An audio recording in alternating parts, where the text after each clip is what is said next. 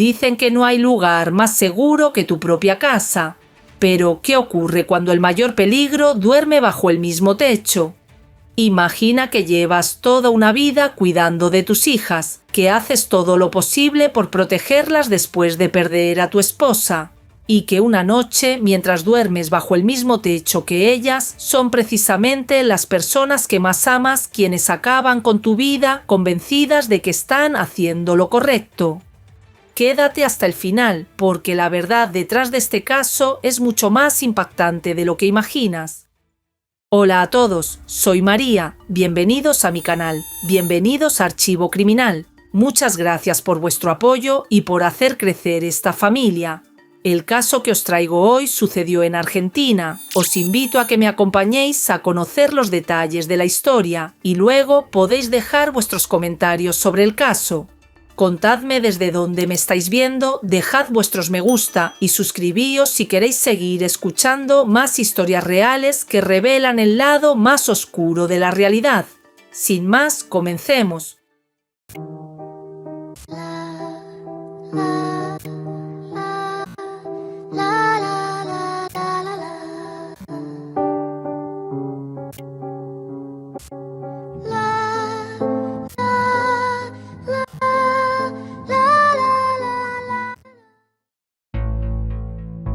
El caso de Silvina y Gabriela Vázquez.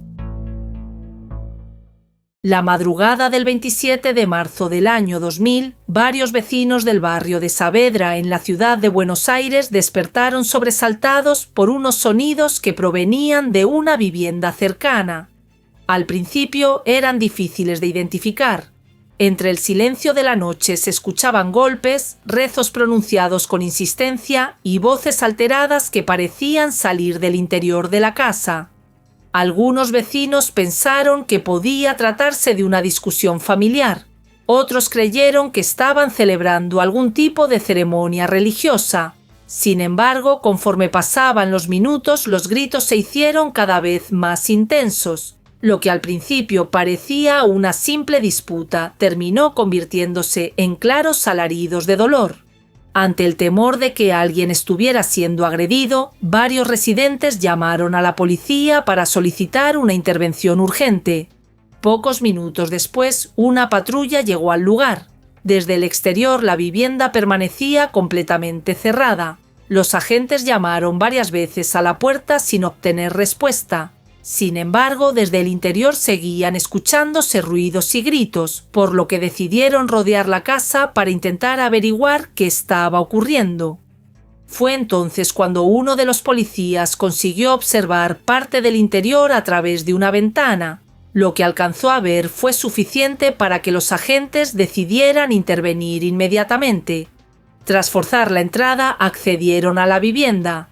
El interior presentaba un estado completamente caótico. Había sangre en distintas habitaciones, muebles desplazados y objetos esparcidos por el suelo.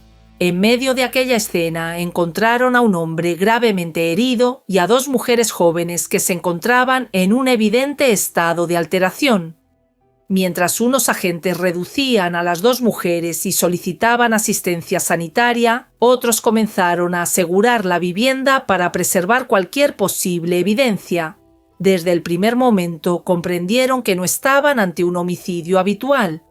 Aquella madrugada acababa de comenzar una investigación que, con el paso de los días, obligaría a los investigadores a reconstruir la historia completa de una familia para intentar responder a una pregunta que todavía no tenía respuesta. ¿Quiénes eran aquellas tres personas y qué había ocurrido dentro de aquella casa? Con la vivienda ya acordonada y la escena del crimen bajo custodia policial, comenzaron las primeras diligencias de identificación. Los documentos encontrados en el domicilio permitieron confirmar que el hombre fallecido era Juan Carlos Vázquez, propietario de la vivienda. Poco después, las dos mujeres que habían sido encontradas en el interior fueron identificadas como Gabriela Vázquez y Silvina Vázquez, sus dos hijas. Con las identidades confirmadas, la investigación dio un nuevo paso. Antes de buscar un posible motivo para el crimen, los agentes necesitaban conocer quién era aquella familia y cómo había sido su vida hasta ese momento.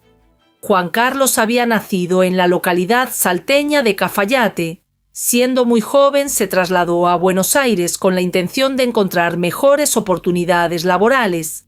Mientras trabajaba durante el día en una ferretería, completó sus estudios secundarios en horario nocturno. Fue allí donde conoció a Aurora Gamarra, una joven cuya infancia había estado marcada por el abandono y que había crecido en distintos conventos. Con el tiempo ambos iniciaron una relación, se casaron y formaron una familia. En 1971 nació su primera hija, Gabriela Alejandra, y 7 años más tarde llegó Silvina Liliana.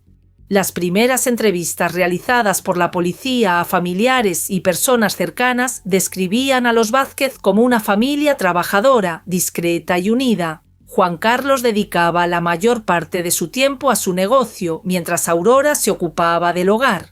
Las dos hermanas crecieron muy unidas, compartiendo el colegio, gran parte de sus amistades y muchas de sus actividades cotidianas. Quienes las conocían recordaban que solían asistir en familia a la iglesia y que durante años nada hacía pensar que existieran graves conflictos dentro del hogar. Sin embargo, esa estabilidad comenzó a romperse en 1993, cuando Aurora falleció después de una larga enfermedad, provocada por las complicaciones de la diabetes que padecía. Su muerte dejó a Juan Carlos solo al frente de la familia y supuso el primer gran acontecimiento que llamó la atención de los investigadores durante la reconstrucción de la historia de los Vázquez. Una vez reconstruida la identidad y los antecedentes de la familia, la investigación entró en una nueva fase. Los agentes ya sabían quiénes eran las 3 personas que habían encontrado aquella madrugada dentro de la vivienda. Ahora necesitaban responder a una pregunta mucho más compleja. ¿Qué había ocurrido en aquella familia para llegar hasta ese punto? Las primeras respuestas comenzaron a llegar a través de las entrevistas realizadas a familiares, vecinos y personas cercanas a los Vázquez. Aunque cada uno aportaba recuerdos distintos, la mayoría coincidía en señalar la muerte de Aurora como el origen de los cambios que había experimentado la familia.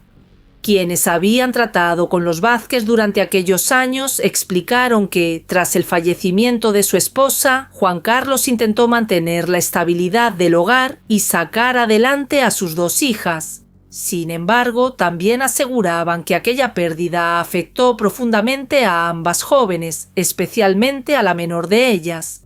Los investigadores fueron incorporando al sumario distintos testimonios que describían una transformación progresiva en el comportamiento de Silvina. Según esas declaraciones, comenzó a desarrollar un miedo constante, evitaba salir sola de casa y hablaba cada vez con más frecuencia de cuestiones relacionadas con la muerte y con la existencia de fuerzas sobrenaturales. Respecto a Gabriela, las personas entrevistadas relataron que atravesó una etapa marcada por problemas personales. Había abandonado algunos de sus proyectos, rompió su relación sentimental y, según varios testigos, comenzó a consumir drogas. A pesar de ello, todos coincidían en que las 2 hermanas continuaban muy unidas y que gran parte de su tiempo lo pasaban juntas. Conforme avanzaban las entrevistas, apareció un nuevo dato que empezó a repetirse en distintas declaraciones. 4 años después de la muerte de Aurora, la familia había decidido trasladarse a una vivienda situada en el barrio de Saavedra. Según explicaban quienes los conocían, el cambio pretendía ayudarles a comenzar una nueva etapa. Hasta ese momento, nada de lo averiguado permitía establecer una relación directa entre aquellos acontecimientos y el crimen. Sin embargo, fue precisamente a partir de la mudanza cuando los testimonios comenzaron a incorporar un elemento completamente nuevo. Varios vecinos recordaban que poco tiempo después de instalarse en la nueva casa, Silvina empezó a comentar que dentro de la vivienda sucedían cosas extrañas. Algunos aseguraban haberla oído hablar de ruidos durante la noche, otros recordaban que decía sentir una presencia en el interior de la casa. Nadie pudo confirmar aquellas afirmaciones, pero los investigadores comprobaron que esos comentarios aparecían de forma reiterada en declaraciones de personas que ni siquiera se conocían entre sí. Mientras continuaban las entrevistas para reconstruir la historia de la familia Vázquez, otro equipo de investigadores seguía trabajando en el interior de la vivienda. El objetivo era analizar con detalle cada una de las evidencias recogidas durante la inspección ocular y determinar si la escena podía aportar respuestas que los testimonios todavía no ofrecían. A simple vista, la casa ya resultaba desconcertante. Sin embargo, conforme avanzaba la inspección, comenzaron a aparecer objetos cuya presencia no parecía guardar relación con un homicidio convencional.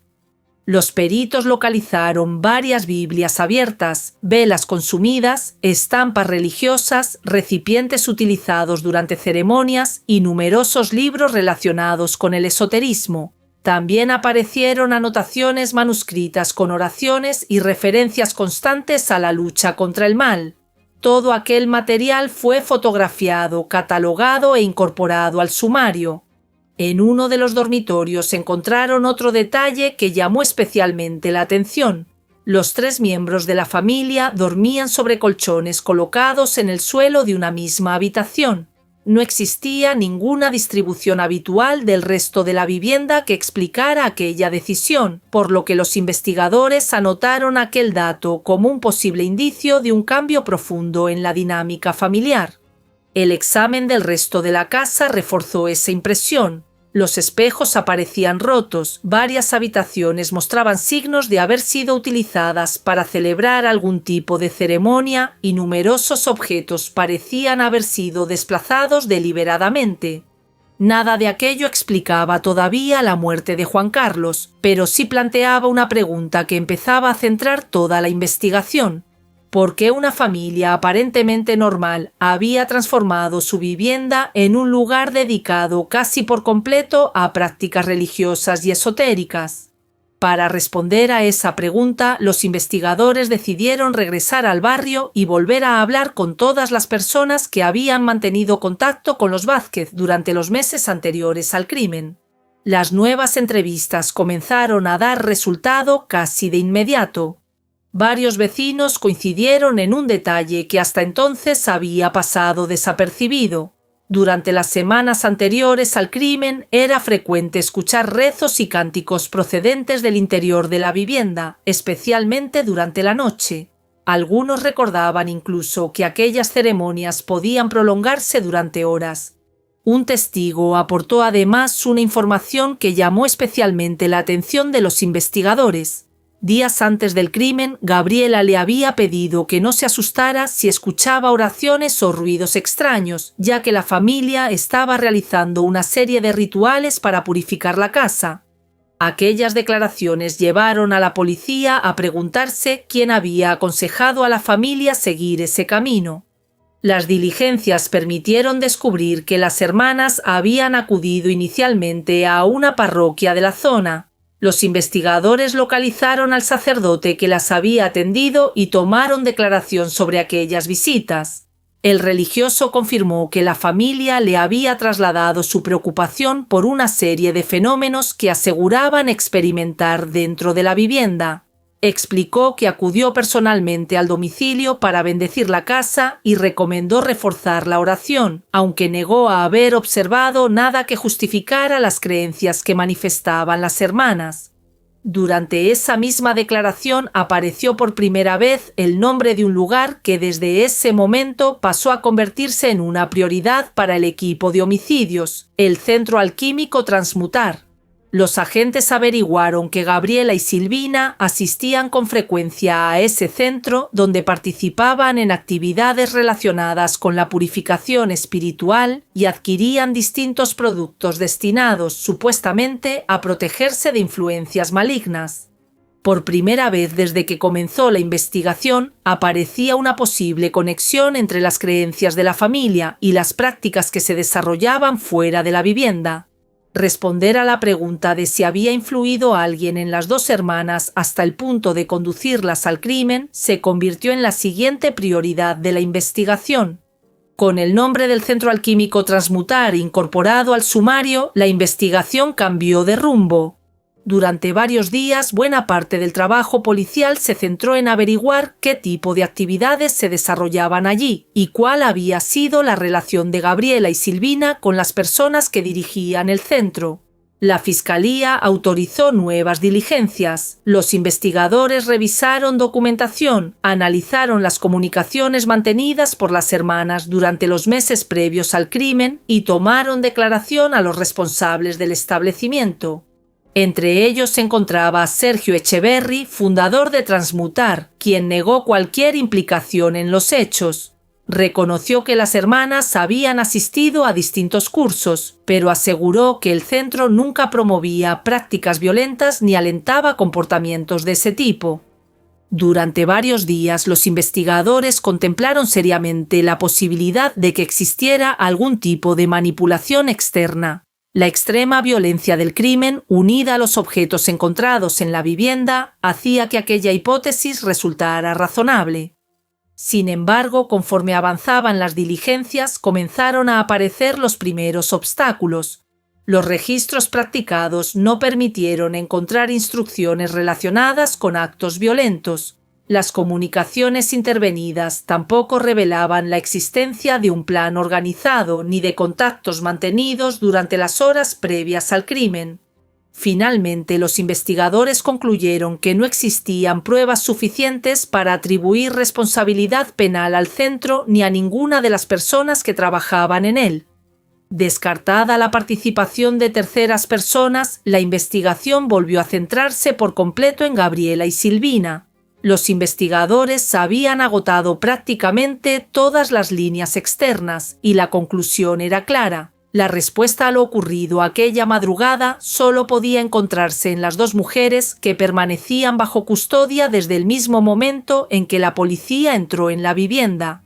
Los primeros interrogatorios comenzaron una vez que ambas estuvieron en condiciones de declarar. Los agentes pretendían reconstruir minuto a minuto lo sucedido durante las horas previas al crimen y comprobar si sus relatos coincidían con las pruebas obtenidas por criminalística. Las respuestas de las dos hermanas resultaban difíciles de seguir. Ambas hablaban de una presencia maligna que, según afirmaban, llevaba tiempo acosando a la familia. Aseguraban que la casa estaba contaminada por una fuerza oscura y que durante meses habían intentado proteger a su padre mediante rezos, ceremonias y distintos rituales de purificación. Los investigadores escucharon aquellas declaraciones con cautela. Muchas de las afirmaciones no podían contrastarse con pruebas materiales y otras resultaban incompatibles con los indicios recogidos en la vivienda. Aún así, hubo un aspecto que llamó poderosamente su atención. Aunque fueron interrogadas por separado, Gabriela y Silvina mantenían un relato muy parecido. Utilizaban expresiones similares, describían los mismos hechos y compartían la convicción de que todo lo ocurrido aquella noche respondía a una lucha contra una fuerza sobrenatural. Mientras tanto, los agentes continuaban revisando cada detalle de la investigación. Comparaban las declaraciones con los informes forenses, las fotografías de la escena y los testimonios recogidos durante las semanas anteriores. Poco a poco comprobaron que, aunque el componente sobrenatural no podía verificarse, muchos de los rituales descritos por las hermanas sí coincidían con los objetos encontrados dentro de la vivienda y con lo que habían declarado varios vecinos.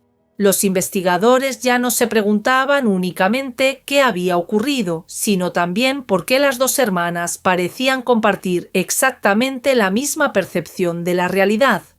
Mientras la investigación policial llegaba a su fase final, el peso del caso comenzó a desplazarse hacia los informes elaborados por psiquiatras y psicólogos forenses.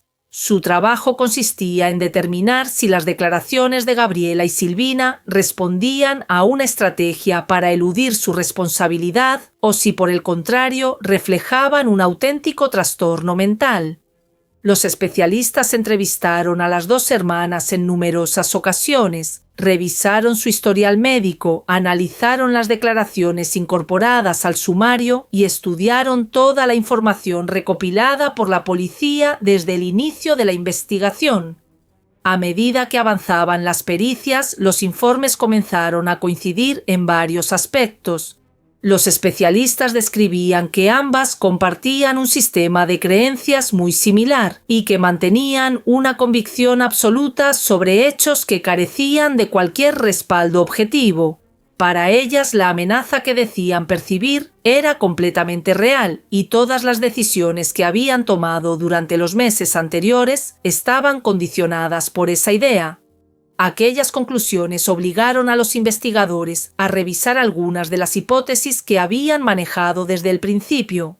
La teoría de una organización que hubiera dirigido el crimen desde el exterior perdía definitivamente consistencia. Tampoco aparecían pruebas que respaldaran la idea de un ritual satánico planificado en los términos que habían difundido algunos medios de comunicación durante los primeros días del caso. En cambio, las pericias comenzaban a ofrecer una explicación que permitía comprender muchos de los comportamientos observados durante la investigación. Los cambios experimentados por la familia tras la muerte de Aurora, el progresivo aislamiento, la búsqueda constante de ayuda espiritual, los rituales realizados dentro de la vivienda y las declaraciones prestadas por las dos hermanas empezaban a formar parte de una misma secuencia lógica. Después de meses de diligencias, cientos de declaraciones y decenas de informes periciales, la investigación entró en su última fase. Sobre la mesa de los agentes ya se encontraba prácticamente toda la información recopilada desde aquella madrugada del 27 de marzo, las fotografías de la escena del crimen, los informes de criminalística, la autopsia, los testimonios de los vecinos, las declaraciones de Gabriela y Silvina y las evaluaciones realizadas por los especialistas en salud mental. Por primera vez desde que comenzó el caso, todas las piezas parecían encajar. Los investigadores concluyeron que la tragedia no había sido consecuencia de un arrebato repentino ni de un conflicto familiar surgido aquella noche. Todo apuntaba a un proceso mucho más largo que había comenzado años atrás tras la muerte de Aurora. Las pruebas permitían establecer que con el paso del tiempo la familia había ido reduciendo progresivamente su contacto con el exterior.